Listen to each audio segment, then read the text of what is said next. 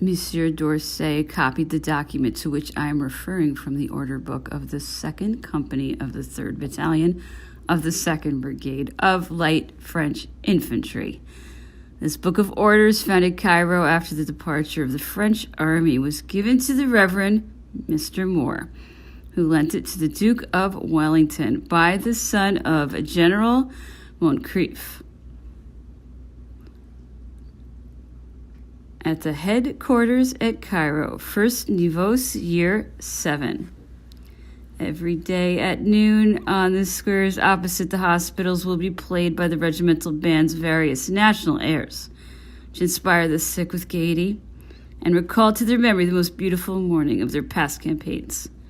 The commanding officers will, in consequence, give orders that the bands of the various corps shall perform in turn of service for the Commander-in-Chief, Alexandre Berthier. This mark of interest given to poor sick men, to unhappy wounded soldiers, sad and discouraged at the thought of their distant homes, reveals a delicate attention, a maternal solicitude, as Comte d'Orsay expressed it, and that provident goodness which was the basis of Napoleon's character.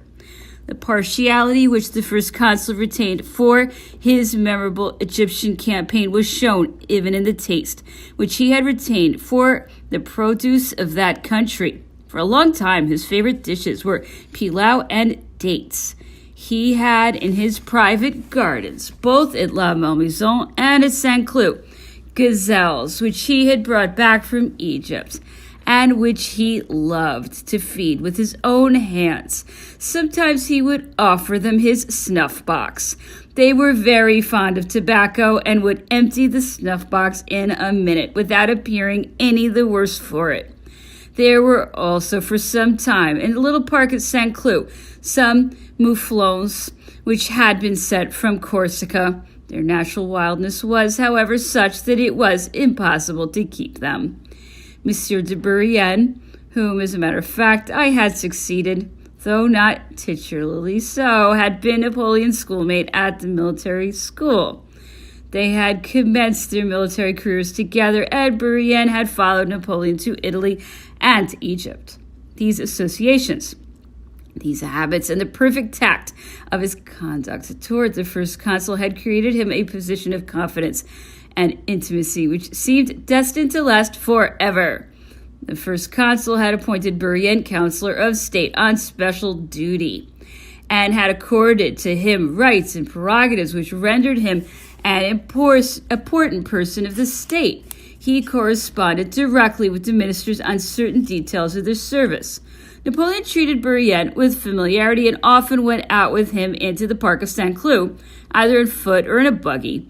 Madame Bourrienne was almost independent and neither ate nor slept in the palace. He had just bought a charming house at Saint-Cloud, had furnished it richly, and used to give dinners there to which the ministers, and particularly Fouché, the senators, councillors of state, and so on, were invited. His expenses and his purchases were out of proportion with the private fortune which the first consul knew him to possess. Although their mutual relations did not appear changed, the first consul's vexation, which he still concealed from Bourrienne, sometimes showed itself in things which he said in my presence. He seemed to me to have some private grievance against him, which he had not sufficiently investigated.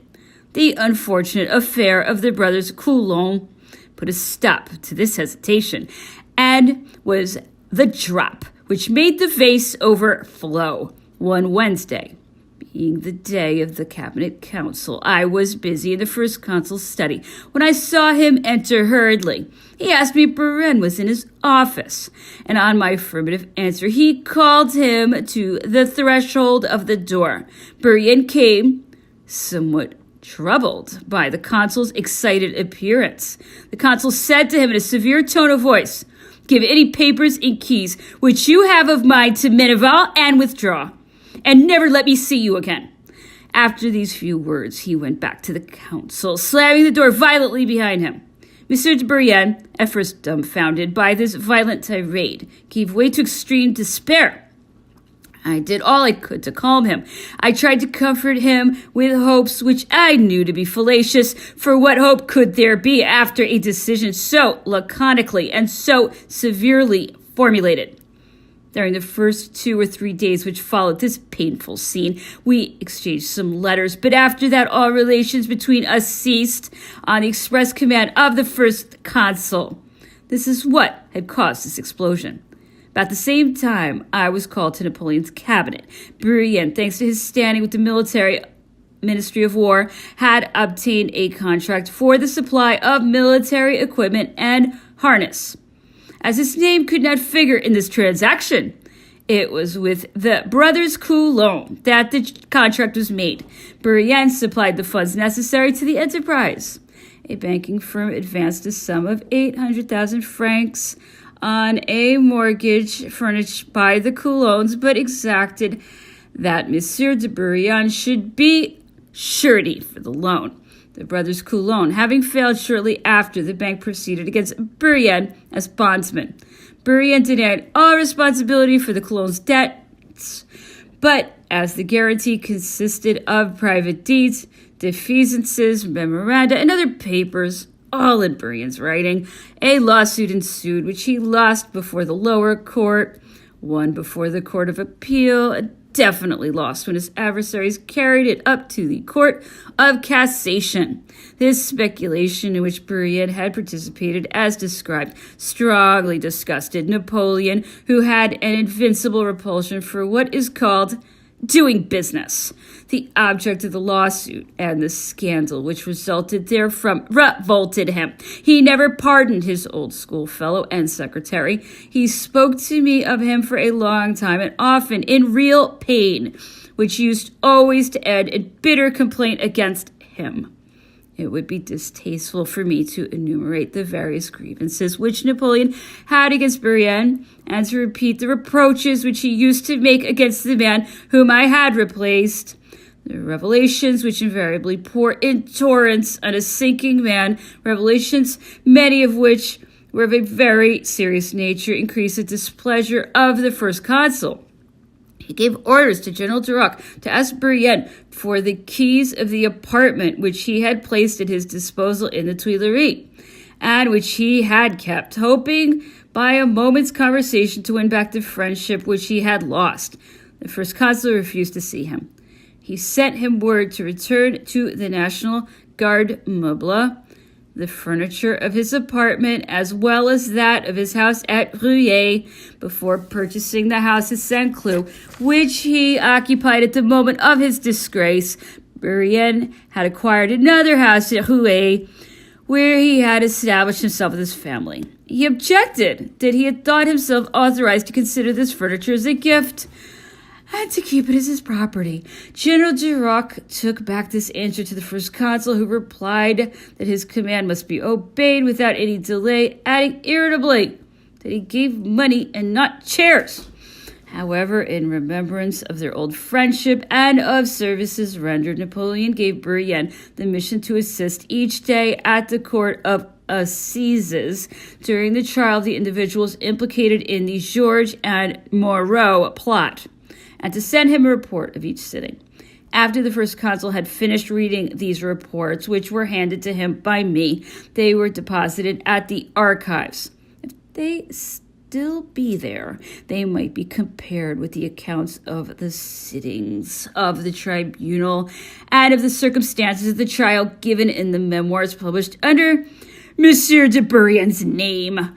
The difference between the thoughts and the language of these two versions could be established. As I have said higher up, I do not think that Bourrienne was the author of the memoirs published under his name. I met him in 1825 in Paris, and he told me that he had been asked to write against the emperor. In spite of all the wrong he did me, he added, I could never make up my mind to do so. My hand would wither rather The ever-growing enfeeblement of his faculties, the state of financial embarrassment to which he found himself reduced, added to the deep resentment with which he remembered his disgrace, rendered him accessible to the pecuniary offers which were afterwards made to him. It is stated that the publisher of Bourrienne's Memoirs offered him, at the time when he had fled to Holstein to escape his creditors, a sum said to be 30,000 francs for his signature to the work. Monsieur de Bourrienne, already seized with the disease of which he died a few years later in the hospital at Cayenne, consented to allow these memoirs to be published under his name. His entire cooperation in his book consisted in some stray, incomplete notes which were worked out by certain professional writers.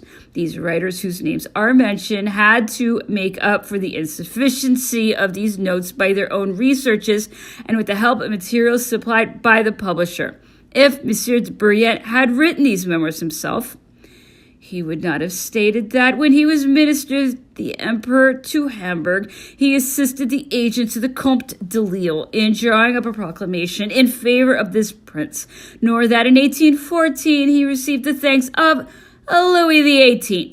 He would not have said that Napoleon had confided to him in 1805 that he had never had any serious intentions of an expedition against England, and that the project of a landing, the preparations of which were made with so much noise, was only a trick to amuse fools.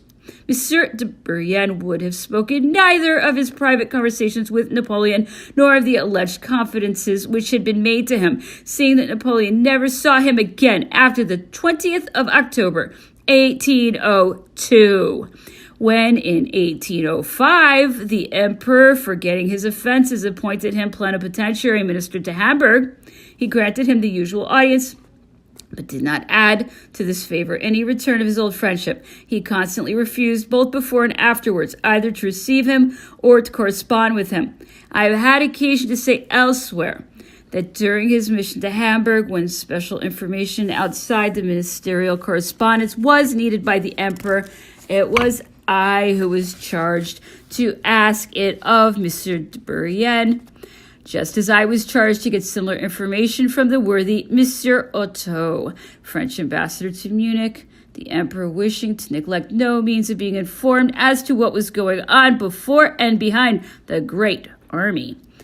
I wanted to say here all that I have to say about Monsieur de Bourrienne so as not to have to revert to this subject. The first consul ended by resigning himself to his grievances against his old schoolfellow, and even congratulated himself on having shaken off this yoke. He did, without wishing to make any comparison, what Louis XIV had done on the death of Mazarin. In this connection, he said to me one day, "I have abolished the title of confidential secretary. It has too many disadvantages, and I'm forced to admit the fact. I do not wish you to call yourself anything but attaché to the first consul. You are young, you have a long career before you. Later on, we'll see." This title of attaché, which was imposed on me by no regulation, was the resume of the reasons which prevented the first consul from according to me the privileges and personal preferences which Bourrienne owed to the length of their relations and the kind of familiarity which had reigned between them. As a matter of fact, routine prevailed. I was constantly being styled secretary to the first consul or emperor, sometimes even confidential secretary. In the course of business, I was constantly writing to the ministers on behalf of the emperor and receiving their replies. It sometimes even happened that he did not sign his letters, because just at that moment he might be sitting out on horseback or was prevented by some reason, and he would then authorize me to send the letters on, accompanied by a letter signed by me. Moderation has always kept me aloof from the encroachments which a more enterprising mind than mine might have been tempted to essay. When, after his work was done, the first consul went to spend an hour in Madame Bonaparte's drawing room, he would bid me take my hat and follow him. I went sometimes.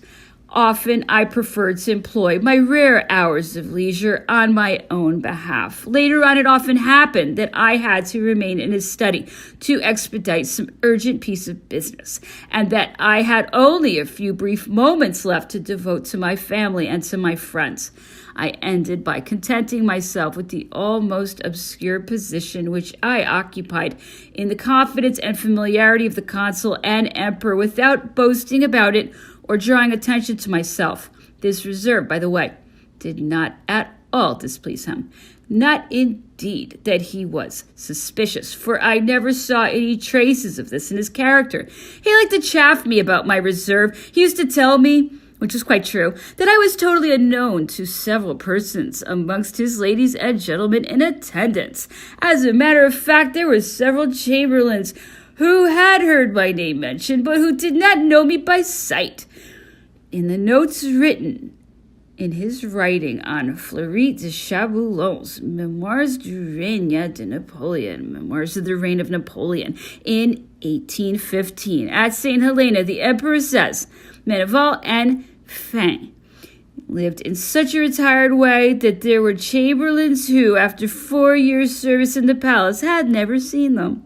However, he accorded me his entire confidence and made no change in the custom that his secretary should open all his letters.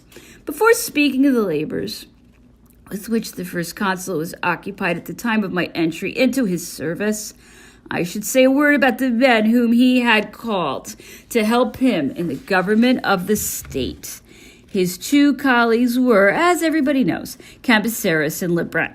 The former, a learned lawyer, had passed unscathed through the stormiest periods of the Revolution thanks to his prudence and his skill. The Revolution of the 18th Brumaire had found him Minister of Justice under the dictatorial government. His reputation for learning and tact had attracted the attention of General Bonaparte. Cambyses showed himself a skillful politician in all circumstances. He was the faithful counselor of Napoleon who had entire confidence in his judgment and who used to consult him on every point. Little eccentricities of his, which somewhat lent themselves to jesting, by no means diminished the respect in which he was held. The third consul was Lebrun. Formerly attached to Chancellor Maupeou, he wrote the speeches and the writings of this magistrate, which at the time of the reform of the parliamentary system in France had rendered their author famous for their nobility of thought and brilliancy of style. A pure and elegant writer, he had consecrated to the cultivation of letters the leisure that business had left him.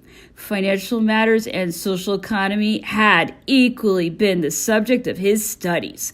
He had drawn attention to himself in the various assemblies of which he formed part, from the States General to the Council of the Ancients, by his particular knowledge of finance and by his zeal for wise reforms. His knowledge and his fine literary talent promised a useful collaborator to Bonaparte, whilst the sweetness of his character dispelled any fear lest he might prove an unmanageable censor. The choice of these two men proved Bonaparte's tact, and this triumvirate united the best conditions of association that could be desired.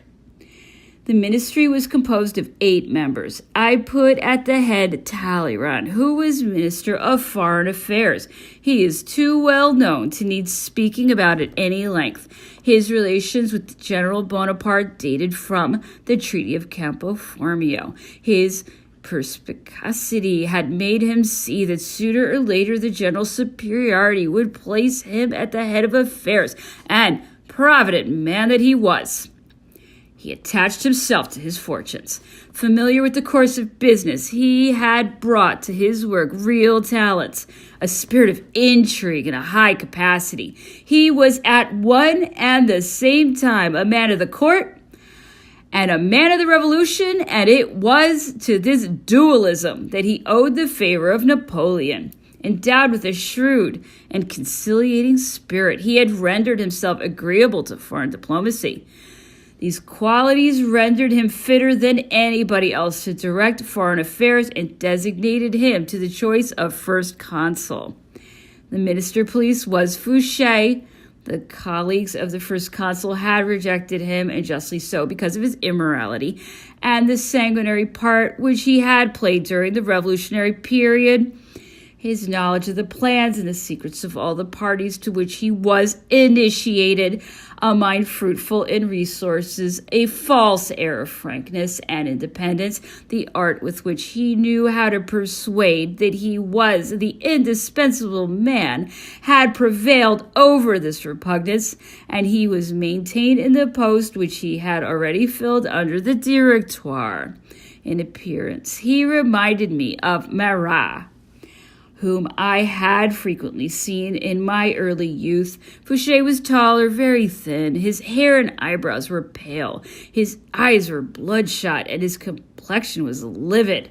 He spoke with a volubility which made one think that he was unburdening the whole of his thoughts. He affected a limitless devotion to the first consul.